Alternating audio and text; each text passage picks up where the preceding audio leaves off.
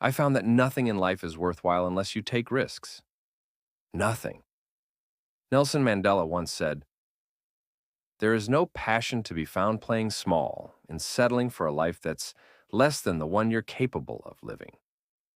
I'm sure in your experiences, in school, applying to college, choosing your major, and deciding what you want to do with your life, people have told you to make sure you have something to fall back on.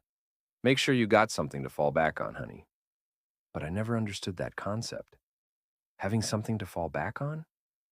If I'm going to fall, I don't want to fall back on anything. I want to fall forward. At least this way, I'll see what I'm going to hit. Without consistency, you'll never finish. So do what you feel passionate about. Take chances. Don't be afraid to fail. There's an old IQ test that used 9 dots. You had to draw 5 lines through them without lifting the pencil. The only way to do it was to go outside the box. Don't be afraid to think outside the box. Don't be afraid to fail big, to dream big. But remember, dreams without goals are just dreams. Reggie Jackson struck out 2,600 times in his career, the most in the history of baseball. But you don't hear about the strikeouts. People remember the home runs. Fall forward. Thomas Edison conducted 1,000 failed experiments. Did you know that? Probably not, because the 1,001st was the light bulb. Every failed experiment is one step closer to success. You have to take risks. And yes, you will fail at some point in your life. You will lose, you will embarrass yourself, you will suck at something. But that's okay. Embrace it because it's inevitable. In the acting business, you fail all the time. Early in my career, I auditioned for a part in a Broadway musical, a perfect role for me, except for one thing. I can't sing. I didn't get the job. But here's the thing. I didn't quit. I didn't fall back. I prepared for the next audition and the next and the next. I prayed and worked and failed again and again. But you know what they say? Hang around the barber shop long enough and sooner or later, you're going to get a haircut. Eventually, I caught a break. Years later, I performed in a play called Fences on Broadway, at the very same theater where I had failed that first audition 30 years earlier. The point is, every graduate here today has the training and the talent to succeed.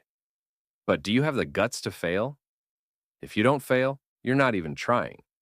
To get something you never had, you have to do something you never did. Imagine you're on your deathbed. Standing around your bed are the ghosts of your unfulfilled potential. The ideas you never acted on, the talents you didn't use. They stand there angry, disappointed, saying, "We came to you because you could have brought us to life, and now we must go to the grave together." So I ask you today, how many ghosts will be around your bed when your time comes? I recently got back from South Africa, a beautiful country, but with places full of poverty that need help.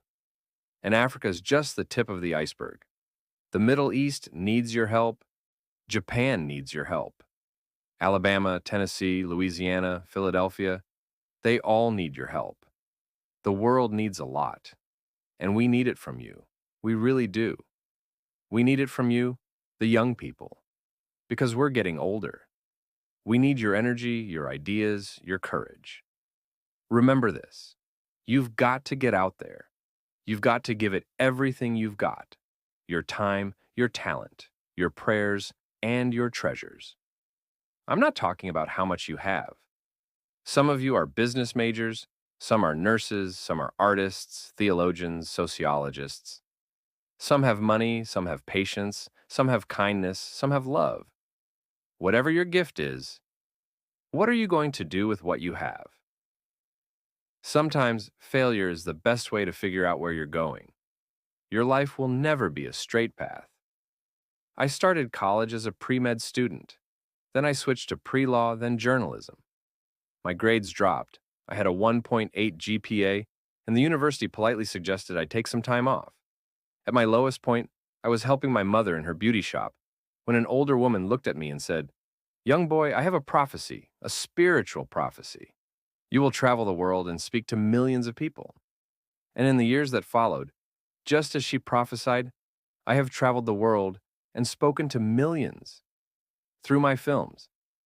They couldn't see me and I couldn't see them, but I was speaking to them.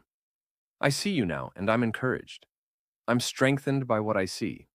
Because taking risks isn't just about going for a job. It's about being open to people,